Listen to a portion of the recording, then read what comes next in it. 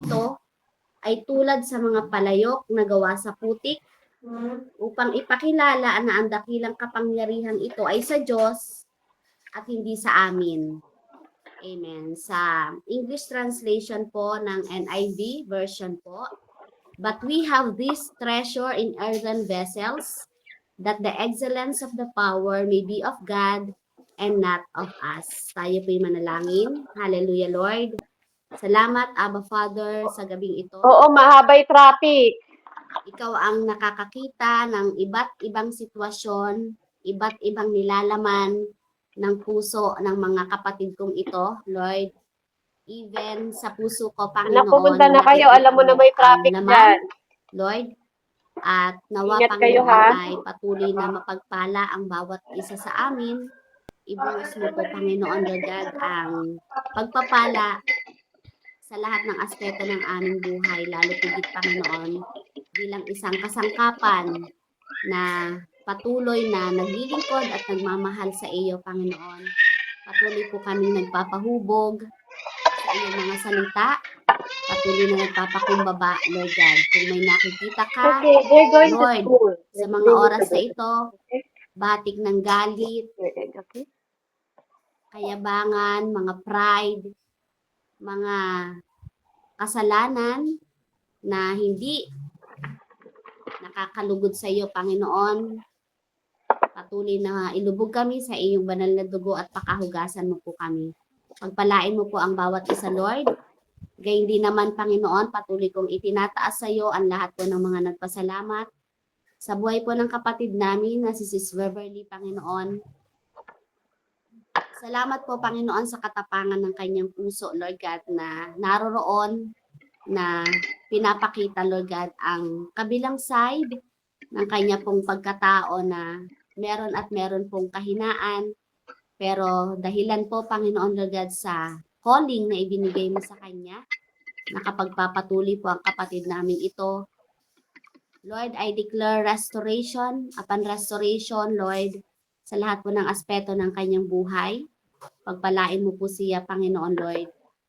And hindi nga po aksidente, Panginoon Lord God, na siya ang naitalaga mo sa platform na ito bilang leader ng bawat isa sa amin. Salamat po sa calling niya. Salamat po sa lahat ng kanyang mga ginagawa for us. Salamat, Panginoon, sa puso niya. Salamat, Lord God, sa authority niya na ibinigay mo sa kanya. Salamat sa compassion ng kanyang puso. Salamat po, Panginoon Lord, sa pagmamahal niya sa bawat isa na kanya pong inaabot, Panginoon Lord God. At wala nga pong tapon sa lahat ng kanyang ginagawa. Walang nasasayang, Panginoon. At kailangan niya po itong paglabanan, pagtagumpayan at mapaglampasan dahil marami ka pa, Panginoon Lord God, na ibibigay sa kanya. At isa po itong hakbang for a greater purpose, Panginoon, na ibinigay mo sa kanya. Salamat po, Ama. Kaya din, Panginoon, sa buhay ng mga kapatid ko na naririnig ngayon ang aking tinig, Panginoon, even, Lord God, ang kapahayagan ng iyong mga salita. Pagpalain mo po ang buhay ng bawat isa, ang buong sambahayan ng bawat isa, Lord God, ay patuloy na pagpalain mo. In Jesus' mighty name, Amen and Amen. Ayan po. So, ang ating pong pag-aaralan ngayon, salamat po sa napakagandang banner po. Makikita niyo po yun doon po sa atin pong chat box. Yung title ko po is The Vessel Matters. Nung pagkatingin ko po, alam niyo parang something talaga na napakaganda. Ang simple lang, ang simple lamang nung banner na ginawa ni Sis Kat. Salamat po. Pero, yun yung kailangan talaga. Yun yung kasi yung yun yung kagandahan ng pagiging vessel. Kaya nga ang title po natin is The Vessel Matters. Kung makikita niyo po dun sa picture ng title po, yung iba pong hindi pa nakakakita, pwede niyo pong silipin. Yung vessel po is isa lang po yung larawan na makikita niyo doon. Yung pong pinaglalagyan, yung sisidlan. At syempre, kapag may sisidlan, syempre dapat may laman. Di po ba? So, yung vessel, ang title ko po is The Vessel Matters. Ano nga ba yung vessel, mga kapatid? So, ang tanong po sa atin ng Panginoon ngayon, anong klaseng sisidlan ka. Ayan. Ayan. Thank you po, Sis Bebs. Gusto ko sanang i-share din kaya lang cellphone ko ay hindi nakakapag-share screen. Ayan. Anong klaseng sisidlan ka? Tanong ng Panginoon yan sa bawat isa sa atin. Ito po ay hindi question patungkol po sa kung anong itsura mo, gaano ka kagandang lalaki, gaano ka kagandang babae, ano po. At hindi rin po ito isang tanong na kung ano yung estado mo sa buhay. Ikaw ba'y mayaman? Ikaw ba'y mahirap? Ikaw ba ay average lang? Ikaw ba'y may trabaho? Ano? Yan. Ikaw ba'y tambay? Di ba? So ito po ay hindi rin po ito isang tanong na kung saan ay gaano ka kagaling. Ayan. Anong natapos mo? Anong degree holder mo? Ayan. Wala po itong patungkol doon. Ito po ay tungkol sa puso mo at sa puso ko. Kaya ang laman po ng lalagyan na yan, ng sisidlan na yan ay tayo lang po ang makasasagot after po natin na matapos po ang salita ng Diyos. At nawa sa bawat isa na narito, matapos po ng bawat isa. Kasi po, naniniwala ako na may ginagawa ang Diyos ngayon pa lang. May ginagawa ang Diyos. Amen. Kaya, try nyo po na tapusin at ano po, ang ating pong teksto ngayon. Kasi ito po ay message ng Panginoon at hindi ko po message. Amen. So, ito ay patungkol sa tanong sa puso natin. Ano ba ang laman ng sisidlan natin? Dahil mga kapatid sa kaharian ng Diyos, isang bagay ang malinaw. The vessel matters. Mahalaga ang vessel. Mahalaga. Ano ba ang vessel? Ang vessel po, sa simpleng Tagalog, ano po, ito ay sisidlan. Kagaya nung nakalagay dyan, sisidlan. Ito po ay pinaglalagyan ng isang bagay, pero sa mas malalim na kahulugan, lalo na po kapag Biblia po ang pag-aaralan sa context po ng salita ng Diyos, ito ay higit pa sa isang lalagyan. So ang salitang vessel ay nangangahulugan minsan depende sa gamit. Kapag sinabing sa literal na kahulugan, ang vessel, yung nakikita nyo, is bagay. Totoo, sisidlan. Ano po? Sabihin ng vessel, sisidlan. Pwedeng pinaglalagyan ng tubig, lalagyan ng pagkain, o anumang bagay. Halimbawa, baso, bote, di ba? Pitsil, ganyan, sisidlan. Sa literal, ano po? Pero sa malalim po na kahulugan, ano po?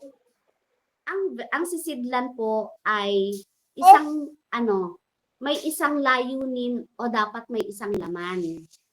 At ang sisidlan, tumutukoy po yan sa tao.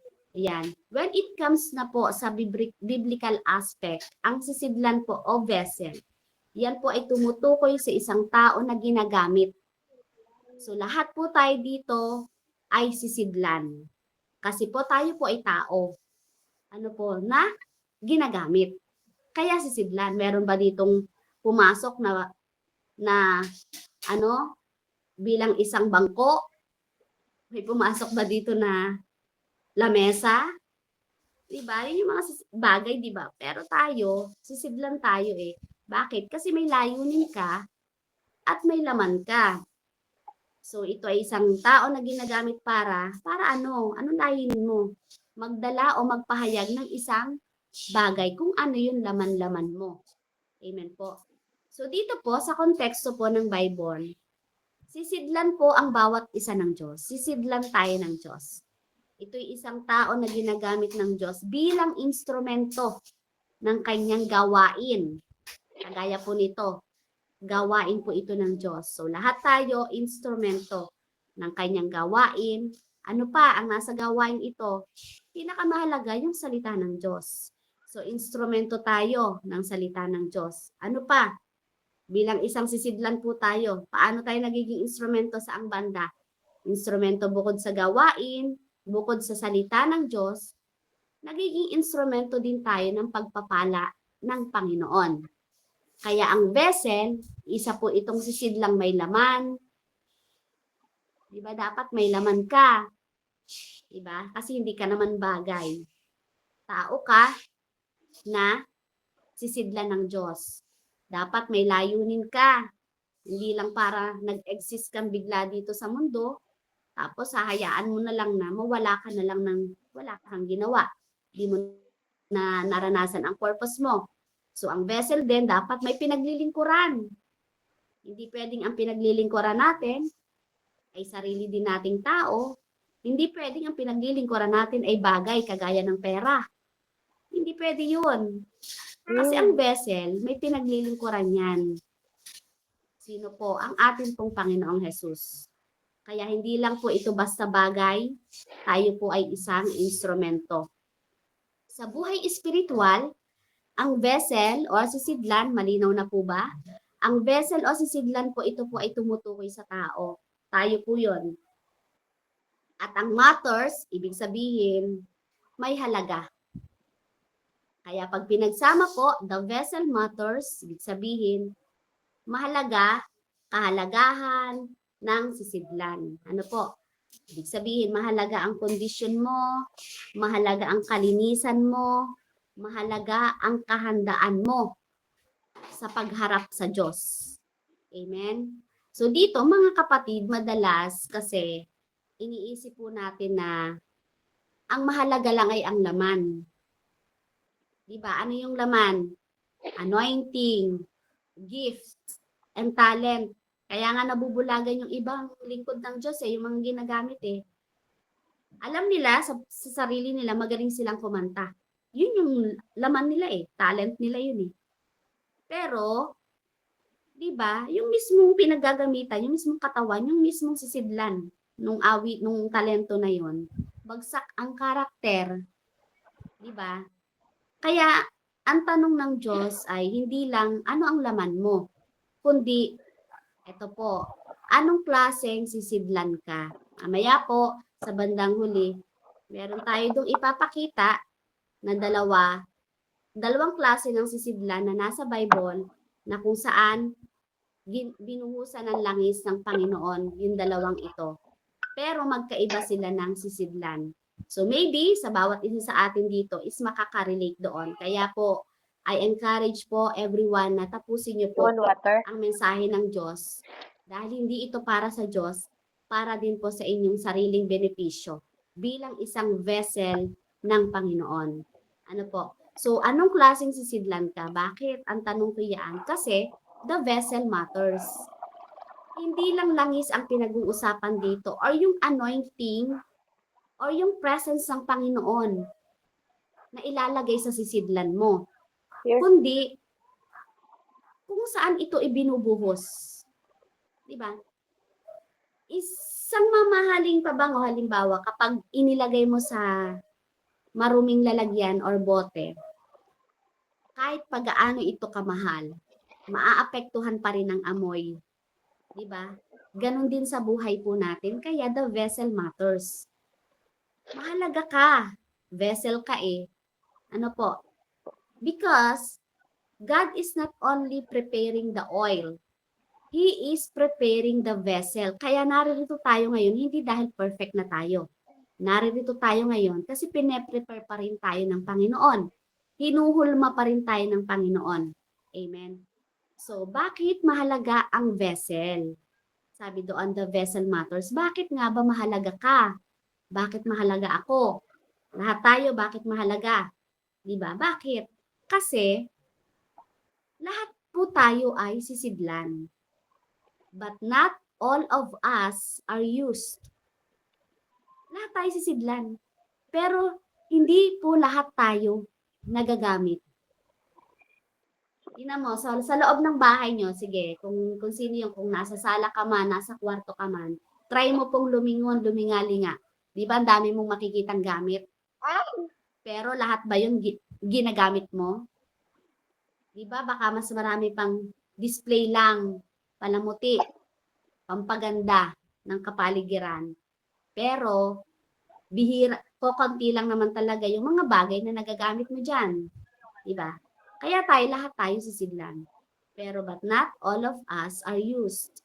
Sa number 1 pa lang na yon, sabi ko lahat tayo sisidlan. But not all of us are used. Do you think pasado ka po dito? Doon sa lahat tayo sisidlan, po, pasado ka.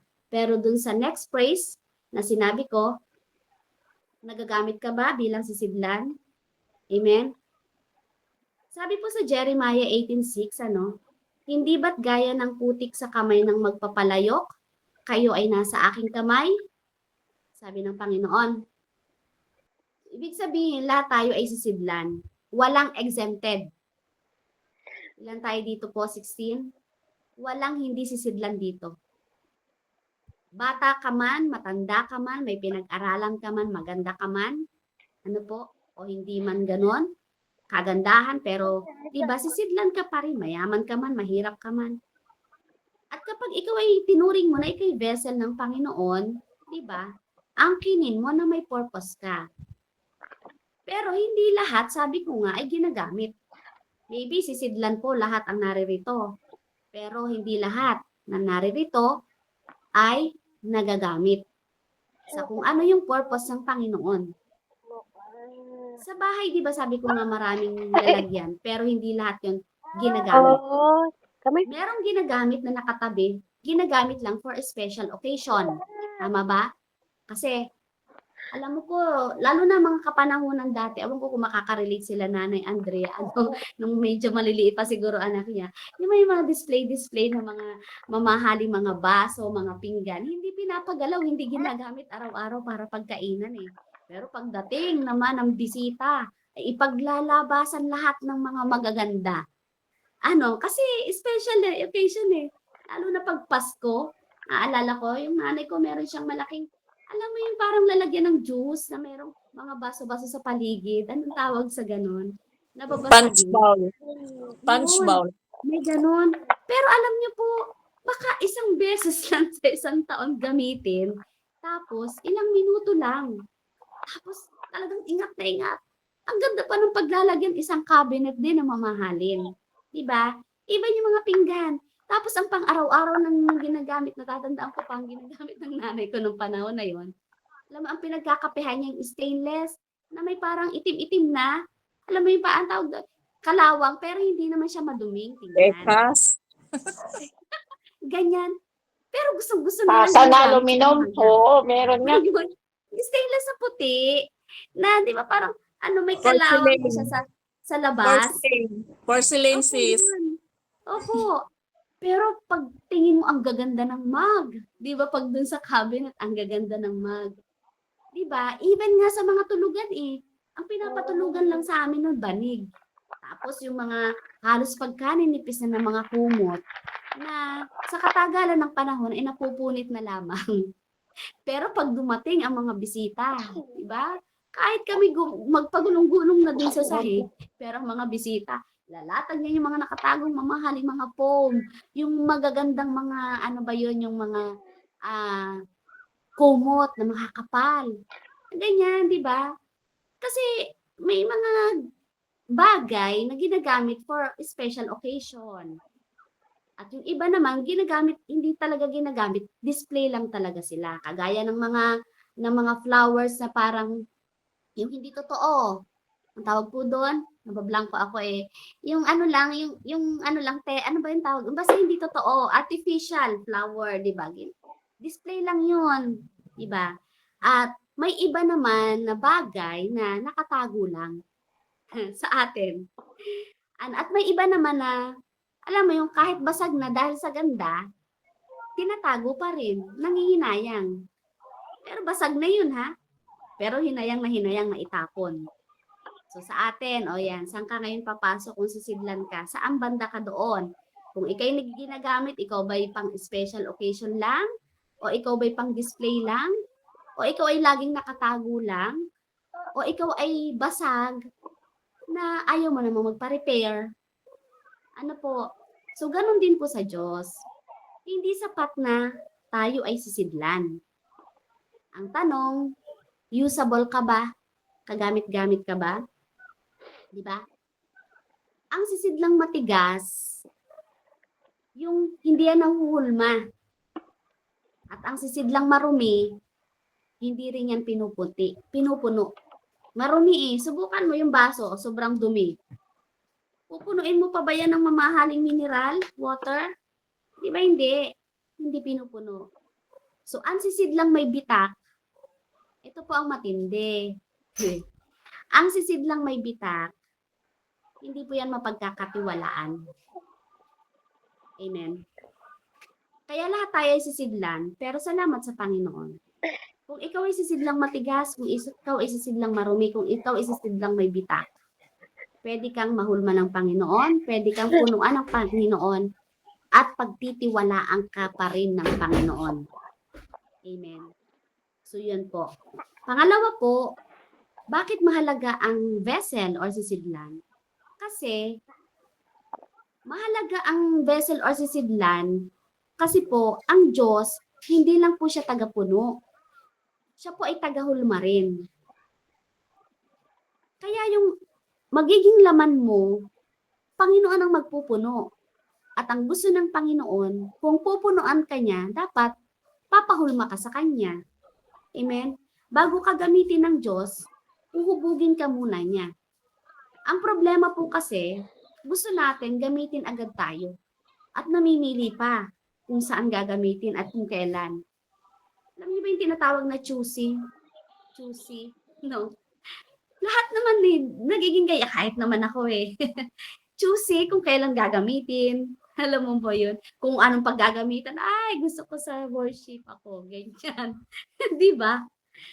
So, hindi mo nalalaman na yung ilalaman sa'yo, Panginoon ang magbibigay. Pero, hindi ka naman pala nahuhulma doon. Kasi ayaw nating dumaan saan? Sa proseso. Kaya nga sabi kanina, ang putik, parang sisidlan yan. Paano siya nagiging isang magandang banga, nakagamit-gamit, na nabibili? Imaginein mo, hindi mo naman siya talaga lalagyan ng tubig eh. Pero pag nakapunta ka sa mga mamahaling bahay, meron silang mga display na banga. Mamahaling pa, ay galing yan sa Italy, mga ganyan. Ay galing yan sa Japan. Pero hindi naman ginagamit naka-display lang. Pero bago siya mahulma dun sa ganoong larawan, dun pa lang, bentang-benta na siya di ba? Dahil dumaan siya sa proseso kung bakit lumabas yung ganong ganda.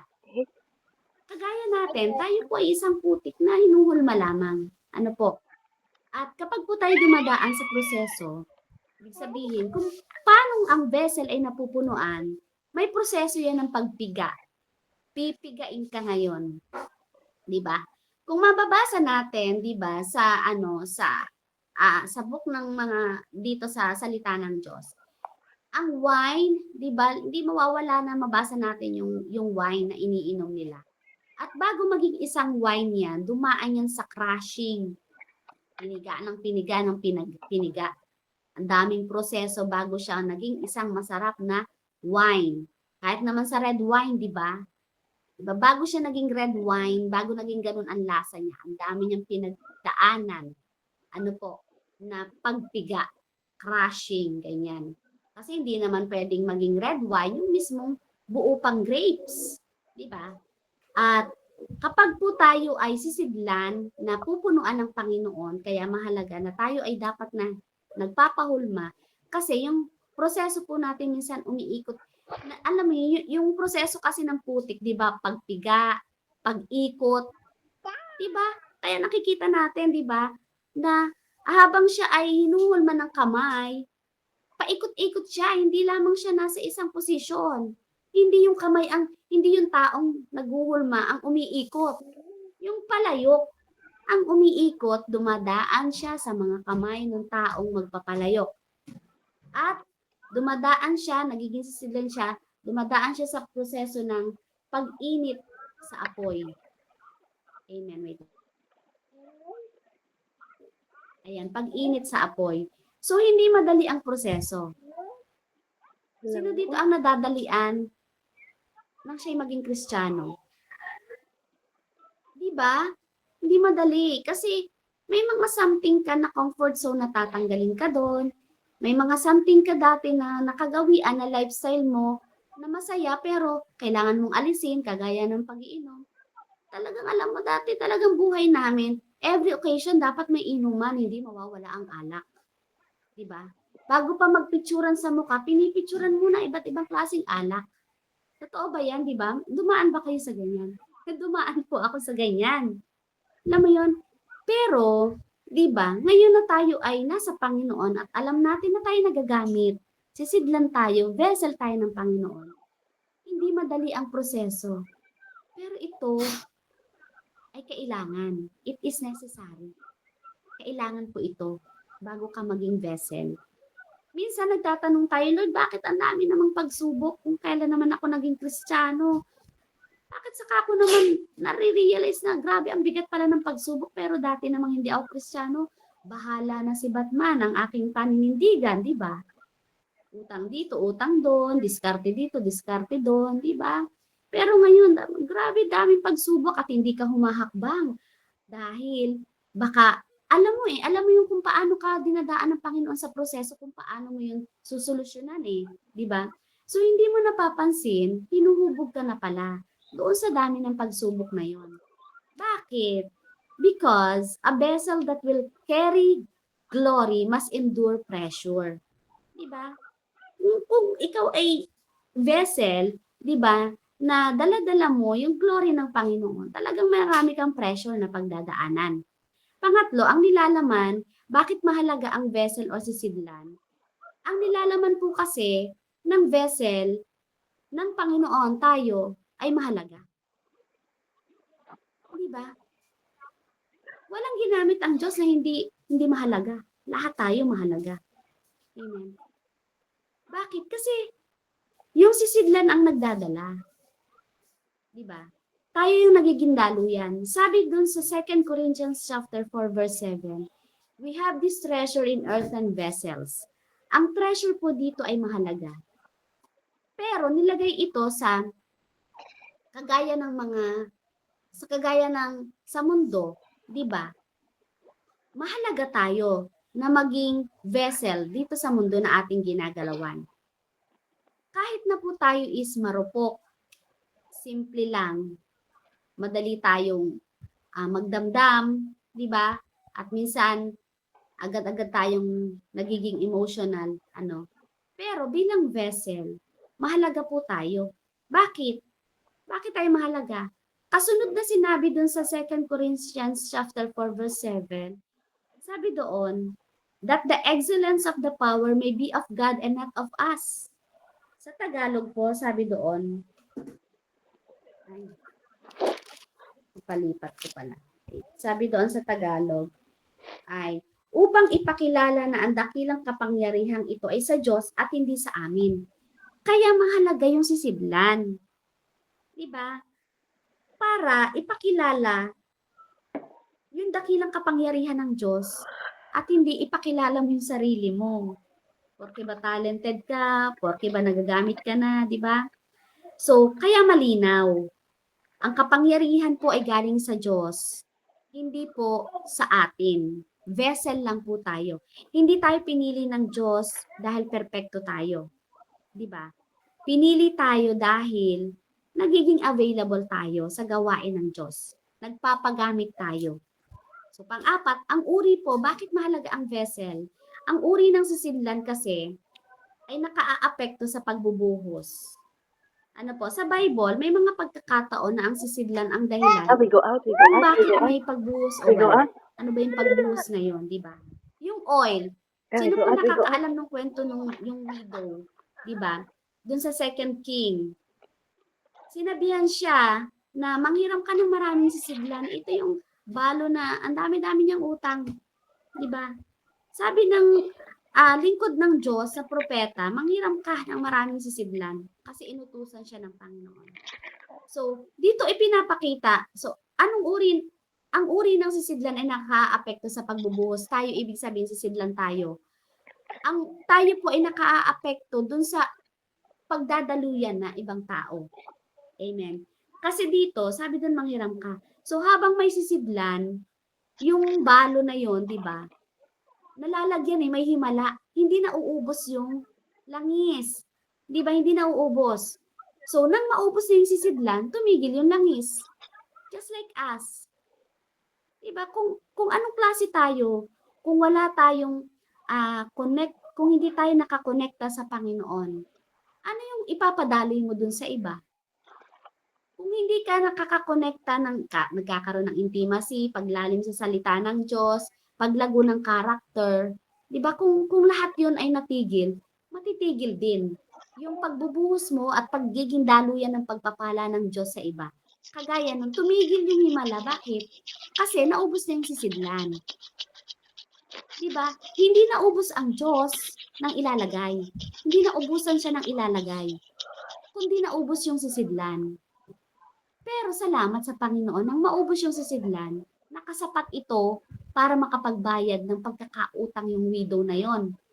At nagdala ito ng malaking himala sa buhay niya. Kaya tayo, patuloy tayong hindi problema kung ano yung ilalagay sa atin. Panginoon ang maglalagay niyan. Ang problema, baka limitado na yung sisidlan natin. Baka akala natin buo pa pero hindi na pala pwedeng paglagyan. Bakit? May butas na. Paano paglalagyan yun? Di tutulo lang yun, matatapon lang. Kaya malilimitahan. Kaya maaapektuhan ngayon. Di ba? Ganon din sa buhay natin. Minsan iniisip natin, Lord, bakit parang wala ng blessing? Ikot-ikot na lang yung buhay ko. Gigising ako. Nananalangin naman ako. Na-attend naman ako ng online sa umaga. Nag-devotion naman ako. Hanggang sa magtatrabaho ako, gabi na uli. Hintayin ko na naman ng umaga, magtatrabaho uli ako. Pero bakit parang wala namang blessing na dumarating? Di ba?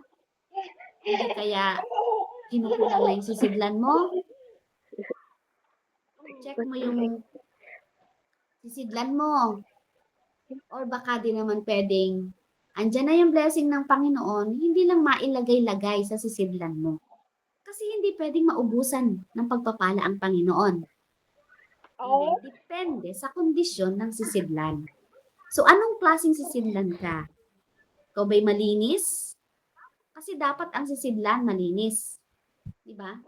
Paano mo gagamitin ang isang baso na punong-puno ng dumi sa loob? Gagamitin mo ba yon? Iinuman mo ba yon? Kahit pa ang ilalagay ay napakalinis na mineral water, kung madumi yung paglalagyan, makakontaminate, apektado pa rin yung iinom. Diba?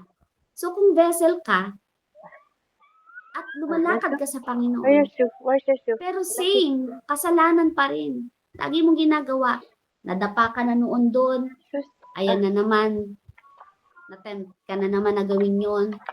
Tapos aasa ka ng anointing para magamit ka sa iba. Anong in-impart mo doon sa tao? Karumihan din at kasalanan din. Kaya napakahalaga po tayo, dapat hindi lang natin sasambitin na, Lord, linisin mo ako. Gawin natin. Magpalinis po tayo. Bakit? Sabi po sa 2 Timothy chapter 2 verse 21, if a man cleanses himself, he will be a vessel for honor. Hindi ka lang magiging pangkaraniwan na vessel ng Panginoon. You will be a vessel for honor. Makita mo, ang isang tao, kagaya niyan, yung mga naghahayag ng salita ng Diyos, sila Nanay Andrea, nakikita naman natin sa picture diba?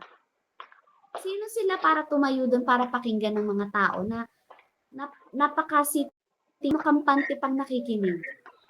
Sino sila? Sino ba yan? Bakit papakinggan ko yan? Kasi ang dala-dala ng mga lingkod na yan, nila Nanay Andrea, salita ng Diyos. Kaya, sabi ng Panginoon, you will be a vessel for honor. Walang pwedeng magsabi sa iyo dyan ng kahit na anong dumi. Habang ikay nagsasalita, sampaling ka. Habang ikay walang ganun. Kung malinis ka na vessel ng Panginoon, honoring din ang ibibigay sa iyo ng mga tao. Kasi yun ang ipupuno sa iyo ng Panginoon. You will be a vessel for honor. Hindi ka lang magiging ordinaryo. Kumare, halika rito. Hindi ganun.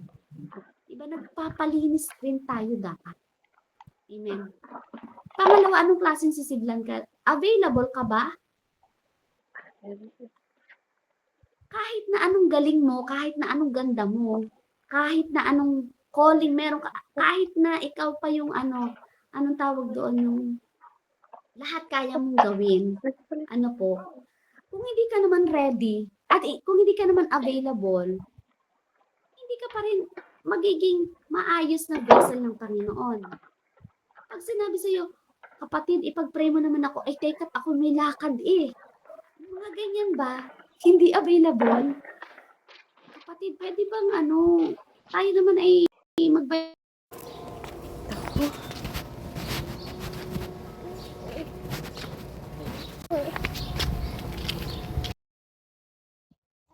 pa ako. Ang hirap ng ganun. Ang gusto pala ng Panginoon, alam mo yun, yung vessel na available.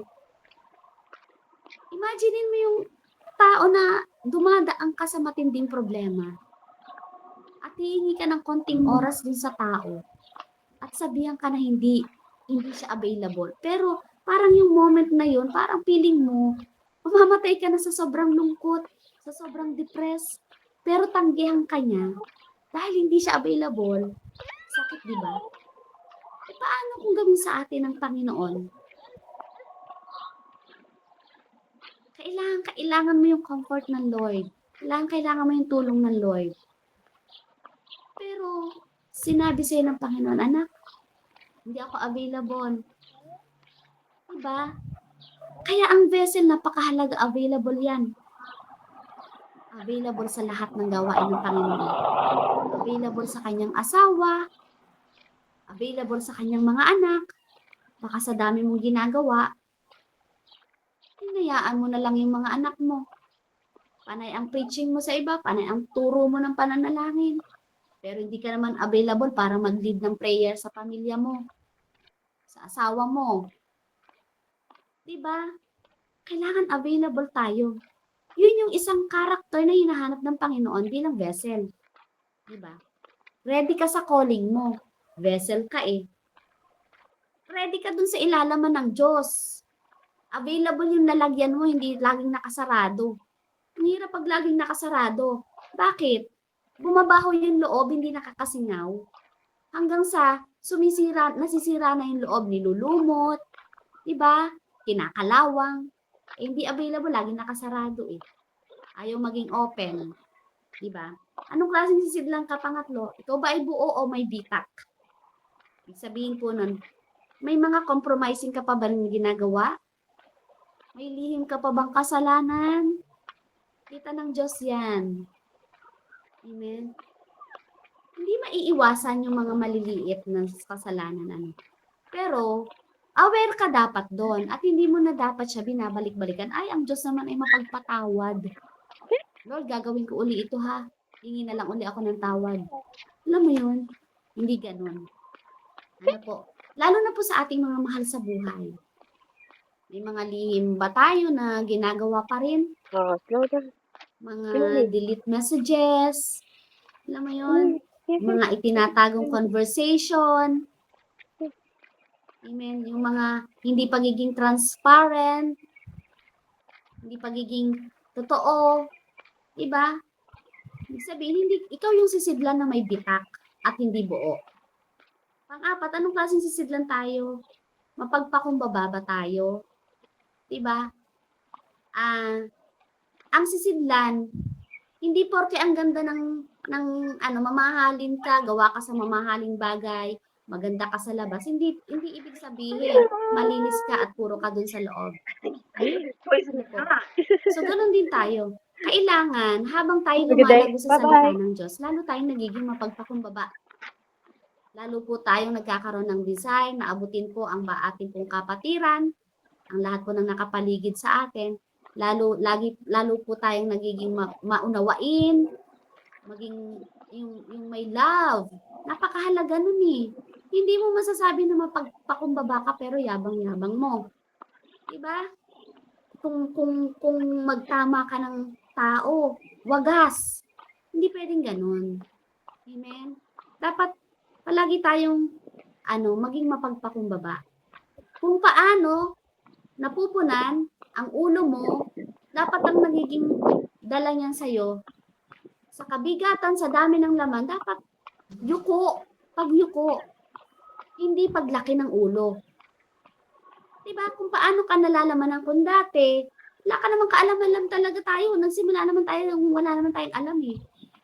Pero dahil sa tayo nga ay nagkakaisa dito, na lumalawak, nagkakaroon tayo, nakikita mo, pagpapagamit mo, gumagaling ka na palang manalangin, nagkakaroon ka na pala ng desire na ipanalangin yung kapatiran na yun, narinig mo lang yung patotoo, naawa ka ngayon. Di po ba, ipinanalangin mo, hanggang sa wala na yung gawain sa pagtulog, pinanalangin mo.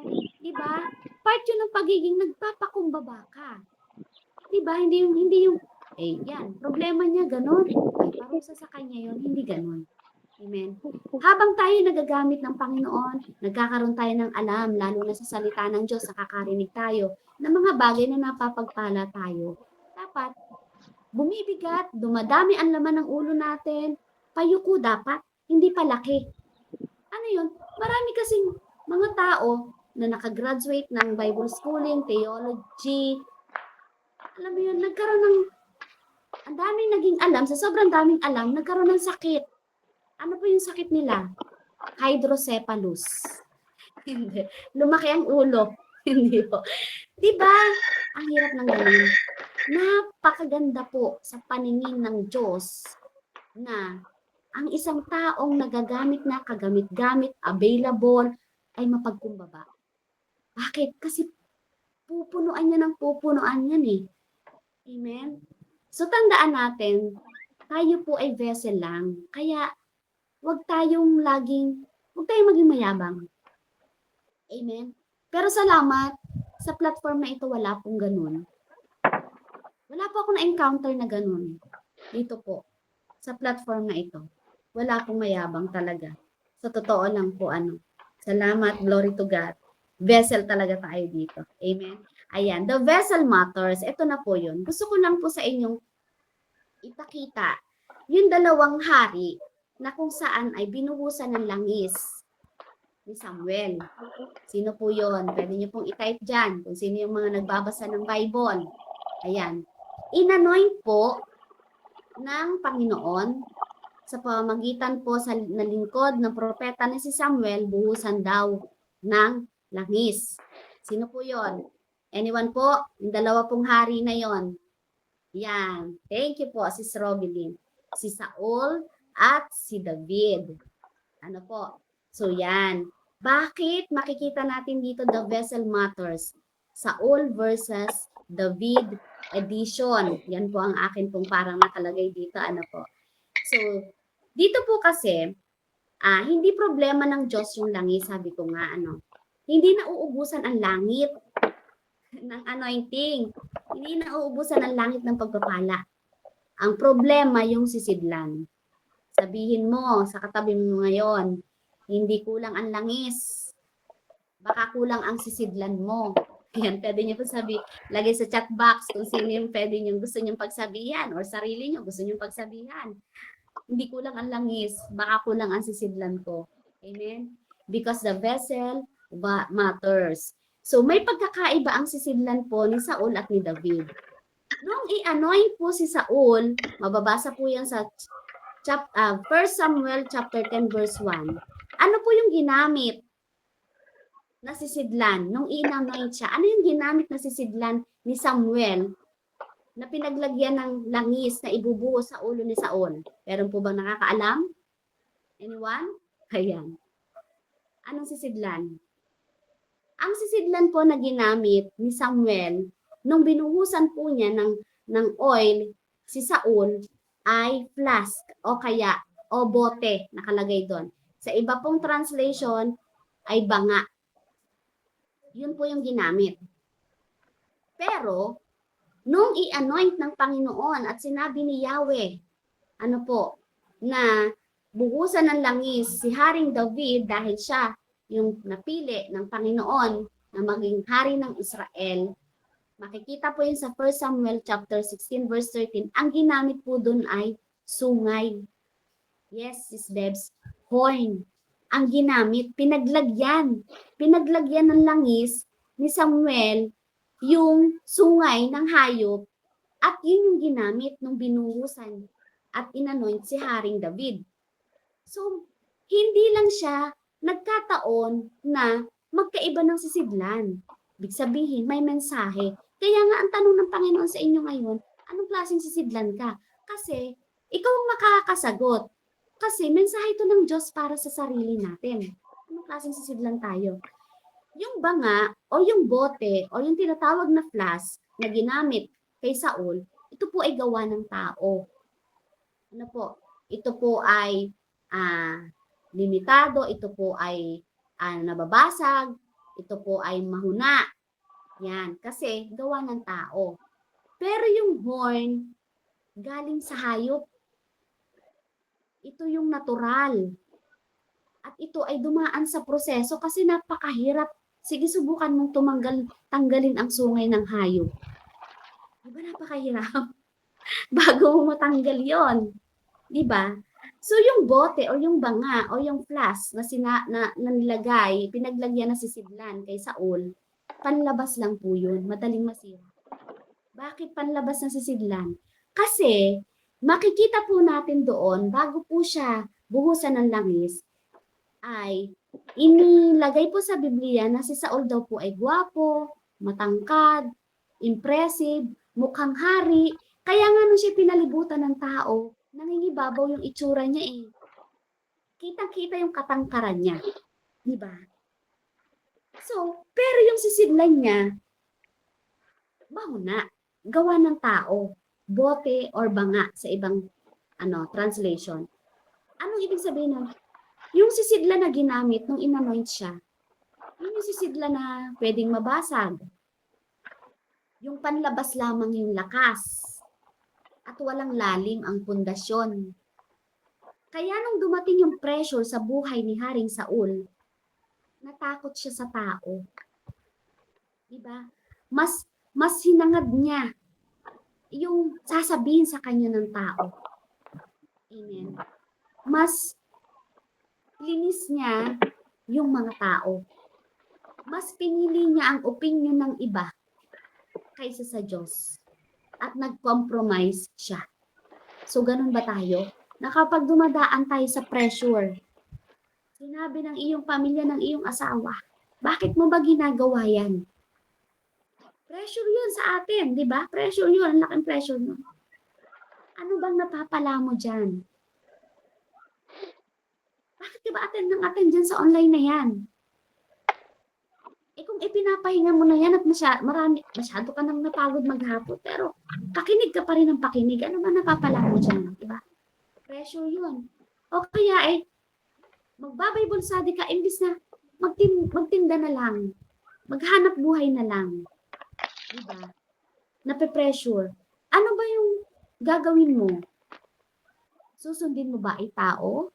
O susundin mo yung kapanawagan sa'yo ng Panginoon dahil alam mong may layunin na ibinigay sa'yo ang Panginoon. Amen? Magko-compromise ka ba kasi ayaw mo silang masaktan? Ayaw mo sila na parang sumbatan ka? Kaya susundin mo sila? Ipiplease mo ba sila? Yun yung kasing sisidlan mo pag yun ang ating pong ginawa. Ganong klaseng sisidlan tayo. Kaya ang resulta kay Saul, nung na-pressure siya, nawala yung anointing. Hindi dahil naubos yung langis at hindi dahil sa tinalikuran na siya ayaw na sa kanya ng Diyos, hindi. Kundi dahil hindi niya kinaya. Hindi kinaya ng sisidlan niya. Hindi kinaya ng sisidlan niya yung pressure ng nasa paligid. Minsan ganyan tayo. Hindi natin kinakaya, alam mo, yung sitwasyon na lalo na yung mga problema. Kaya ang mangyayari, pipiliin na lang natin na huwag na munang maglingkod. Pipiliin na lang natin na huwag na munang makinig. Pipiliin na lang natin na mag-happy-happy na lang. Dahil may problema ka, ang gusto mo, mapasaya ka. Hindi mo ngayon kinakaya. Hindi kinakaya ng sisidlan mo. Kaya nga sabi ko kanina, ang Panginoon na nagpupuno eh. So, ibig sabihin, depende sa'yo, dapat may preparation ka rin. Dapat pinapatibay mo yung sisidlan mo na sa panahon na mabigyan ka, alam mo sa sarili mo na hindi ka bibitak. Alam mo sa sarili mo na hindi ka kaagad-agad mabubutas. Amen? At ang horn naman na ginamit kay David, yung sungay ng hayop, ito po'y prenoseso. at matibay. May pinagdaanan. Diba ang tupa, ang hayop, diba? Ang dami niyang mga pinagdadaanan sa gubat bago yan mabuhay.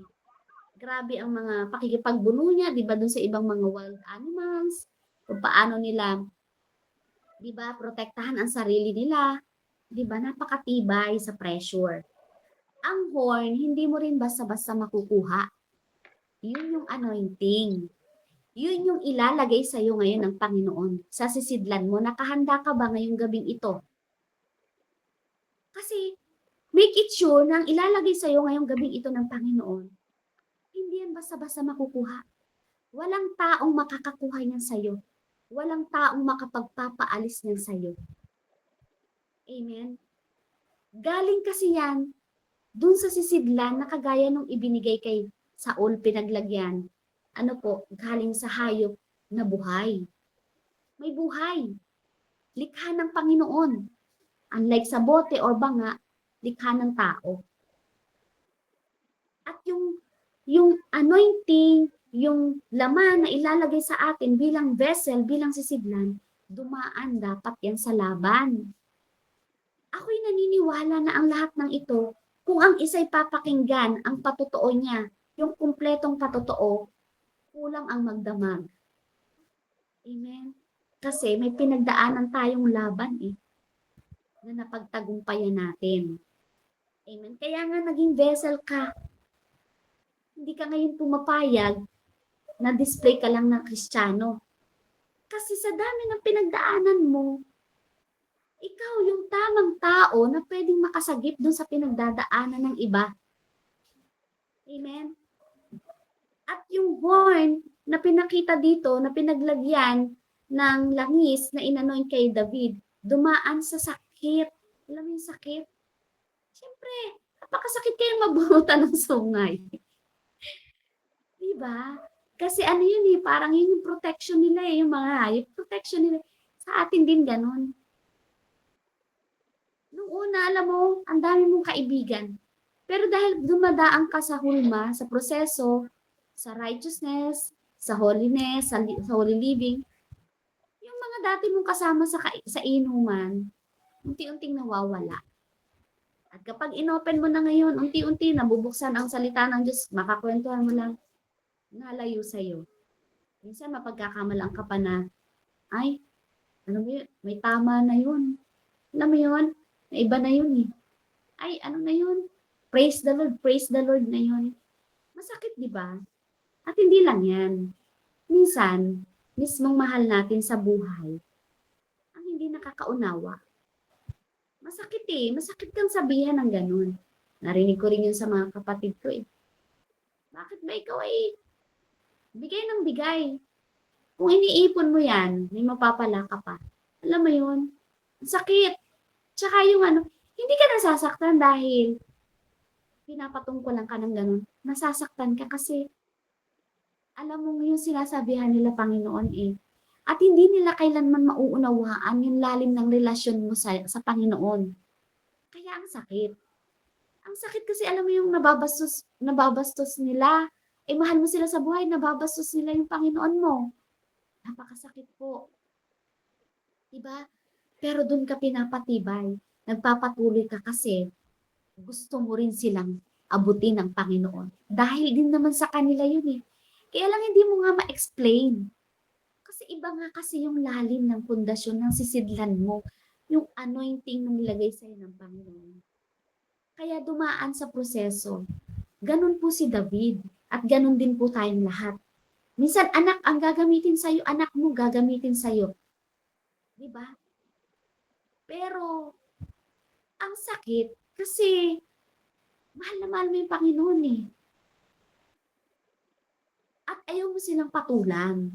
Bakit? Kasi pag pinatulan mo sila at nakapagsalita ka ng masama sa kanila, pwedeng dinggin ng Panginoon yung salita mo At dahil sa mahal mo sila, mapapahamak rin sila. Kasi ang minamak nila hindi ikaw Pero hindi nila alam yun Diba? Ganyan yung mga proseso ng vessel. Ganyan yung mga proseso ng yung mga sisidlang pinapatibay. Ganoon si David bago siya na-anoint. shepherd muna siya. Kagaya natin, simpleng tao. Normal lang tayo, di ba dati? Di ba? Ang buhay natin. Pero bakit nung tayo naging Kristiyano, parang ang feeling ng iba, pag tayo inihalubilo sa mga unbeliever, parang hindi tayo normal? Ganun ba yun? Di ba? Sa tingin nila, hindi tayo normal. Pero payagan mo lang. Di ba? Payagan mo lang. Sasabihin, bakit doon sa simbahan na yun? Nung umattend ako, tatawa, iiyak, papalakpak, tatalon.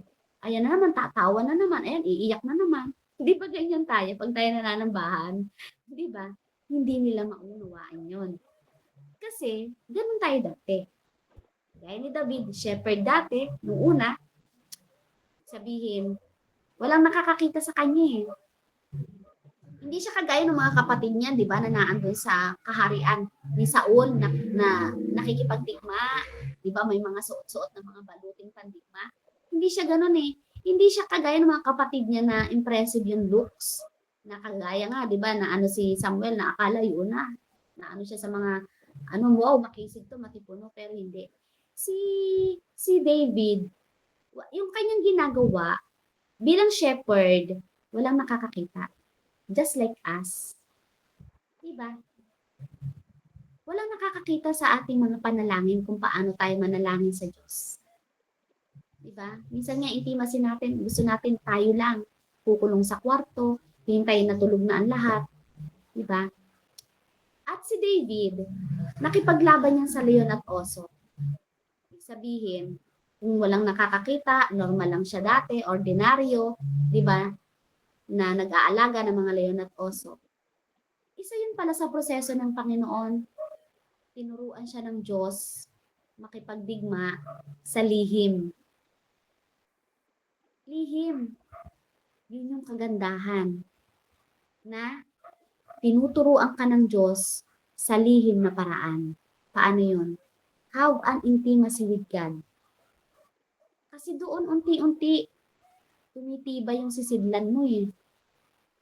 Huwag kang hihiwalay sa Diyos kahit nagaano ka kabisi, kahit nagaano karami yung dapat mong unahin yung sitwasyon mo, kahit nagaano ka importante yan. Ang proseso natin mga vessel ng Panginoon ay sa atin pong secret place. Doon po tayo tuturuan ng Diyos kung paano maging matibay ang ating sisidlan. Kaya naman, nung ganun ang ginawa ng Panginoon sa pagpuproseso niya kay David, nung binuhusan siya, ano nangyari? Kinayang dalhin ng sisidlan niya yung langis na ibinuhos sa kanya ng Panginoon. Sa atin, kaya na ba natin ngayon dalhin? Kasi hindi lang langis ang usapan eh, kundi yung capacity mo bilang sisidlan. Parehong may oil dito si Saul at si David, parehong tinawag, pero magkaiba ang ending. Si Saul nagsimula sa anointing, nagtapos sa rejection. Pero si David, nagsimula sa lihim. Isang ordinaryong pastol. Lihim siya. Solo lang siya doon. Kasama niya mga hayop sa gubat. Pero saan siya nagtapos? Sa throne. Siya ay umupo sa trono bilang isang hari ng Israel. Bakit? The vessel matters. Napakahalaga kasi nung capacity ng sisidlan niya. Minsan, hindi tayo pinupuno ng Diyos kasi hindi ka pa handa. Masakit, pero totoo, di ba? Minsan sinasabi natin, Lord, gamitin mo nga ako. Di ba? Pero nasa labi lang pala. Pero ang sagot ng Panginoon, hindi pa, inaayos ko pa ang sisidlan mo eh. Pero ikaw, dahil sa tigas ng ulo mo, sa dami mong pinapakinggan, di ba? Masyadong aligaga sa mundong ibabaw. Di ba? Hindi ka ngayon maayos-ayos. Bakit? Hindi ka naman kasi nagpapapuno sa Panginoon. Kaya minsan, kahit nasabihin natin, Lord, gamitin mo ako, di ba? Eh, hindi naman handa yung capacity ng sisidlan mo bilang vessel. Di ba? Ang hirap pa din, di pa rin maayos. Because if God pours too early, you will leak, crack, or break. Kung ang Panginoon pupunuan ka nang hindi ka pa handa, wala pang maayos na paghuhulma sa'yo, tatagas ka. Tatagas ka, kapatid. Sayang. At sa sobrang daming ipupuno sa'yo ng Panginoon dahil hiningi mo, gamitin mo ako. Pero kung hindi handa yung capacity ng sisidlan mo, wala kang lihim na pagbibigay sa Panginoon ng time, magka-crack ka. Alam mo yun, yung pressure kasi di mo matatanggap magka-crack ka ngayon. O kaya, mababasag ka. Tanong, ikaw ba ay flask or horn? Kasi yung mga sisidlan na banga or bote, ang gusto niya, ito yung mga mindset na ang gusto, instant. Ayaw ng proseso. Panlabas lang ba yung itsura? At madaling ma-pressure. Pero yung mga horn mindset, ano po, ito yung willing silang masaktan. At tumatagal sila sa proseso ha. Hindi pa tapos yung isang problema, ayan na naman, meron na naman. Pero grabe ang pagtayo, grabe ang katatagan. At ito yung mga faithful kahit walang spotlight. Faithful sila kahit wala silang spotlight. Saan man sila ilagay? Alam mo, ako'y natutuwa. Ang totoong vessel, hiyang-hiya yan eh. Na, yung iba kasi, gusto lagi, front sila, front. Di ba wala namang masama kung yun talaga ano. Pero dapat, totoo. Di ba dapat totoo? Hindi lamang yung appraisal ng tao ang gusto mo, ang hinahabol mo. Di ba? At ang horn mindset na sisidlan, matibay yan kahit may laban. Di ba? Ilang tao man ang humugot niyan sa'yo, hindi yan makukuha sa'yo. Bakit? Panginoon naman ang naglagay sa inyan eh. At walang inilagay ng Panginoon na kayang pabagsakin ng tao at tanggalin. Kung ikaw ay inilagay ng Panginoon, Panginoon din lang ang magtatanggal sa iyo kung hindi ka nakagamit-gamit at hindi ka nakarapat-dapat. Kaya hindi pwedeng inilagay tayo ng Panginoon, tatanggalin tayo ng tao. Hindi. Panginoon lang.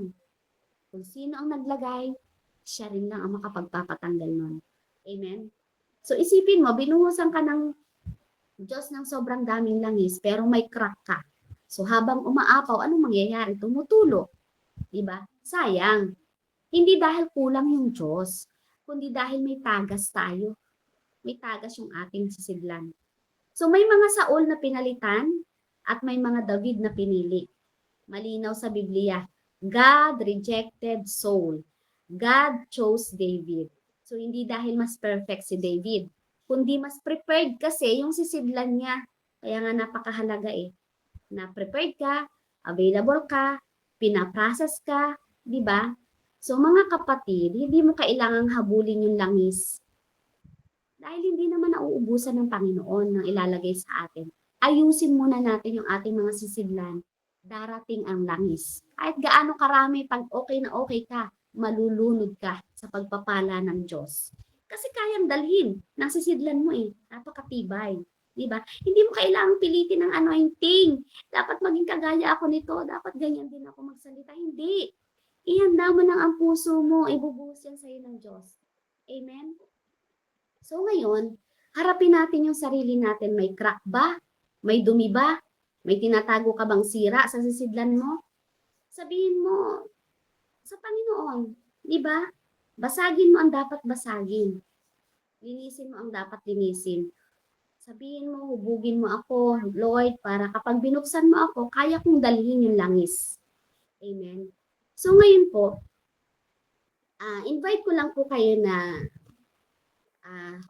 kung naka-position po kayo or kung may gawa po kayo, just take a moment po na hingin ko yung oras nyo, kayo po ay mag-meditate at tumungo, para po patuloy po na ma-embrace natin yung langis na ibubuhos po sa atin ng Panginoon ngayong oras na ito. So nawa po ay tayo po lahat ay tumungo. Amen.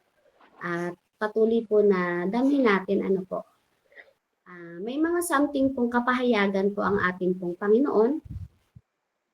Amen. Ayan. Sige po, tayo po ay panandali ang humimpil. Ayan, kung napaka-busy, humimpil muna tayo. Amen. Hallelujah. At patuloy tayo na magpalinis po sa ating pong Panginoon. Hallelujah, Lord. Ayan. Dali lang po.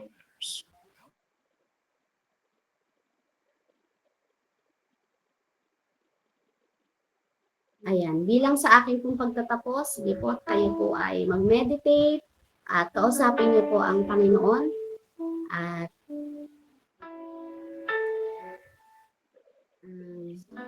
hallelujah. Totoo mga kapatid na tayo ngayon ay pinagtipon ng Panginoon kasi gusto niya maayos tayo.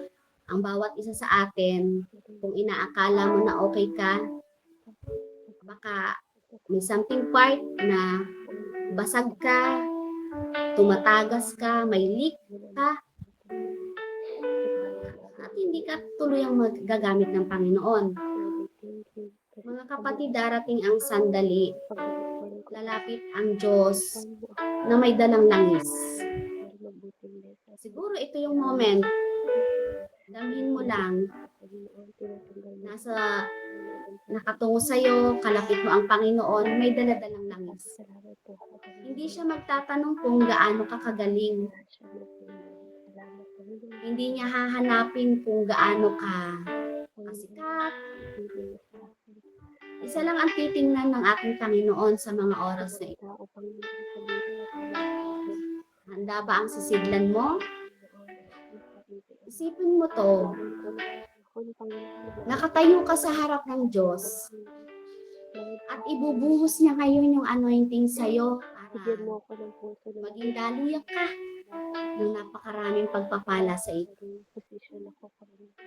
At nakatayo siya, bubuhusan ka na niya, at handa na yung langit eh. Pero biglang tumigil, hindi dahil nagbago ang isip ng Diyos. Isipin mo, hindi dahil nagbago ang isip ng Diyos, kundi nakita niya ang sisidlan mo, may bitak, may tagas, may butas, at ang masakit, hindi ka tinanggihan dahil wala kang calling. Hindi dahil, baka nga, hindi ka pa handa. So, ilang saul na ba ang bumagsak? Diba sa kwento na ating narinig? At sa mga kakilala natin, na dati kasama natin, mainit sa gawain ng Diyos. So, ilang saul na ang bumagsak? Hindi dahil walang langis eh. Kung hindi dahil hindi kinaya ng sisidlan. At baka dumating tayo sa punto na ganon. Diba? At ilang David naman ang tahimik na pinipili. Hindi dahil sikat siya, hindi dahil kilala. Pero sabi ng Diyos, pinili kita. Just like David. Kasi alam niya, handa na yung sisidlan mo. So mga kapatid, ito po yung oras. Hindi ito oras para magpanggap ka. Hindi ito oras para magtago ka. Diba? Ito po yung oras para sabihin mo. Grab the opportunity mga kapatid. Sabihin mo, Lord, ako to. Diba? Basag ako eh. Sa loob ko, may marumi. Hindi perfecto, pero handa po akong ayusin mo ako. Magpapaayos po ako sa iyo, Panginoon. Ngayong oras na ito. Kung ang isa man sa atin ngayon ay may pride pa rin, suko mo na. Kung may mga lihim, kasalanan pa rin ginagawa, at patuloy na nakakaranas ka ng conviction pero hindi mo mabitaw-bitawan. Ngayon po yung oras, kapatid. Kasi vessel ka eh. Kaya ka nga nandito eh. Bitawan mo na yun. At kung may mga compromise ka pa rin, tanggalin mo na po. Dahil kapag dumating ang pagbuhos, wala ka ng oras para mag-ayos. Kailan ka pa mag-aayos? This is the right time, the moment, para gawin iyon sa Panginoon. At baka nga ito na ang araw na gusto ka ng buhusan ng Diyos. Pero hinihintay niya lang na maging handa ang sisidlan mo. Sabihin mo lang ngayon sa kanyang kapatid, mula sa puso mo, Lord, ayoko maging sisidlang may tagas. Ayoko maging sisidlang panlabas lang. Ayoko maging Saul na nagsimula pero hindi ko natapos. Gusto kong maging David. Sisidlang dumaan sa proseso. Sisidlang malinis, patuloy na nagpapalinis. At sisidlang kaya mong punuin at gamitin.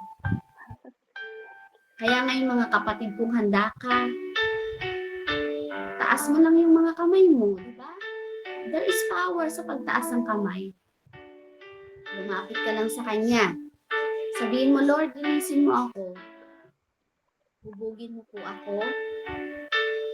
Basagin mo kung kailangan. Pero huwag mo akong iiwan sa ganitong kalagayan. Gawin mo akong sisidlan, Panginoon, na kapag binuhusan mo ng iyong langis, hindi masasayang, kundi aapaw para sa iyong kaluwalhatian. Amen. May mga sisidlang inaayos po ngayon. May mga pusong nililinis ngayon. May mga David na itinataas ang Panginoon ngayon. At kapag naramdaman mo ngayon yung pagbuhos ng langis ng Panginoon sa iyo, hindi po ito mapipigilan. Hindi ito masasayang. At hindi ito mawawala. Dahil sa mga oras na to, ang vessel, ang sisidlan na nakikinig ngayon ay handa na po para sa kaluwalhatian ng aming Diyos at tagapagligtas. Ikaw lamang po, Panginoong Jesus. All glory belongs to you, O God. In Jesus' name, amen and amen. Amen po. Ayan. And kasama na rin po dun yung